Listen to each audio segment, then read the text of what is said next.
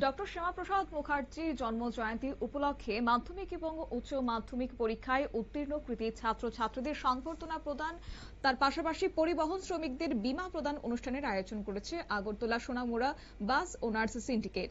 নাগেরচোলা Shyamaprasad Mukherjee bus টার্মিনালে আয়োজিত এই অনুষ্ঠানে এলাকার মাধ্যমিক এবং উচ্চ মাধ্যমিক পরীক্ষায় সফল ছাত্রছাত্রীদের সংবর্ধনা জানিয়ে তাদের হাতে স্মারক ও শুভেচ্ছা উপহার তুলে দেওয়া হয়েছে। একই সঙ্গে পরিবহন শ্রমিকদের সামাজিক সুরক্ষা নিশ্চিত করতে তাদের হাতে বীমার নথিপত্র তুলে দেওয়া হয়। আয়োজকদের বক্তব্য হচ্ছে, শিক্ষার্থীদের উৎসাহিত করার পাশাপাশি শ্রমিকদের নিরাপত্তার বিষয়টিকেও সমানভাবে গুরুত্ব দেওয়ার জন্য এই উদ্যোগ গ্রহণ করা হয়েছে।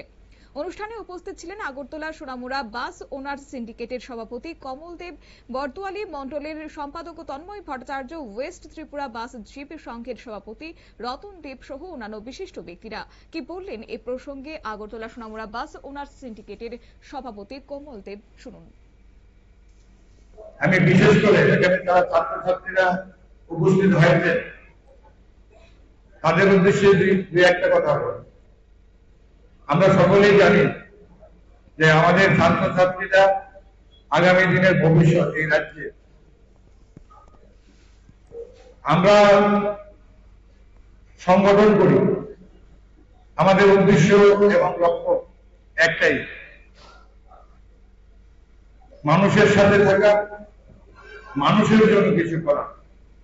সে ছাত্রছাত্রী হোক, যে কোনো মানুষই হোক, মানুষের পাশে থাকতে হবে। আমি বিশেষভাবে আমার অন্তঃস্থল থেকে ধন্যবাদ জানাই আগরতলা সোনামুড়া বাস সিন্ডিকেটে, যার অক্লান্ত পরিশ্রমে আজকের যে আয়োজন, আমার সবচেয়ে স্নেহের ছোট ভাই আগরতলা সোনামুড়া বাস সিন্ডিকেট।